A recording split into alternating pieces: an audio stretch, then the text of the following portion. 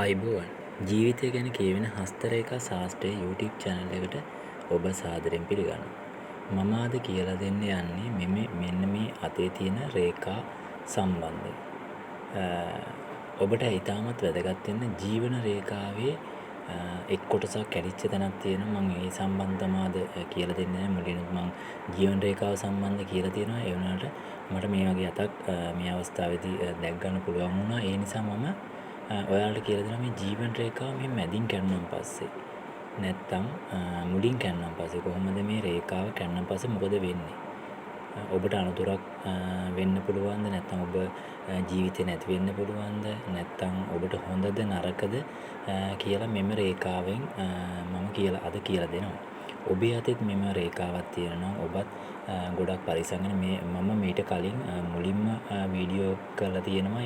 එම වීඩියෝ වල තියෙනවා ඔබේ වයස කොහොමද මෙම රේඛාවෙන් ඔබ ජීවත් වෙන කොච්චර කාලයක්ද, ඒ වගේම ඔබට අනතුරකට ලක් වීමට පුළුවන් මොන වගේ කාලයකද, එතකොට ඔබේ වයස අවුරුදු ඔබ ඉපදුන දා සිට ඔබගේ වයස අවුරුදු කීයක් වෙනකල් ඔබට ඔබේ ජීවිතේ රැඳෙනවද කියන එක මම මීට කලින් වීඩියෝ මුලින්ම කරපු වීඩියෝ වල තියෙනවා. ඔබට ගිහින් බලන්න පුළුවන් ඔබේ වයස කොච්චර කාලයක් ඔබ ජීවත් වෙනවද, ඔබට අනතුරක් තියෙනවද කියලා එම වීඩියෝ බලද්දී ඔබට තේරෙයි.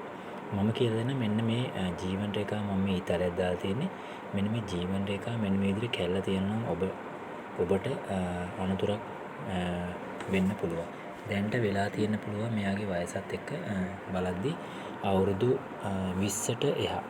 අවුරුදු 20ට එහා ඔයාට අනිවාර්යයෙන්ම මොකක් කරේ අනතුරක් වෙලා තියෙනවා. ඔබ මැරෙන්න ගිය අවස්ථාවක් වෙන්න පුළුවන්. හැබැයි ඔබ එතනින් පස්සේ අනතුරෙන් පස්සේ ඔබ ජීවත් වෙනවා. හැබැයි ඔබට ලොකු අනතුරක් වෙලා තියෙනවා මෙන්න මේ වගේ රේඛාව මේ විදිහට කැල්ලා තියෙනවා. ඔබේ අතෙත් මේ රේඛාව මේ විදිහට කොහේ හරි කැල්ලා තියෙනවා නම් පරිස්සම් වෙන්න. මොකද ඔබට අනතුරු වෙන්න පුළුවන්, වෙලා තියෙන්න පුළුවන්. මේක තමයි අපේ ජීවන රේඛාව කියන්නේ. ජීවිතය ගැන කියවෙන සෑම කෙනෙක්ගේම අතේ තියෙන රේඛාව තමයි ජීවන රේඛාව.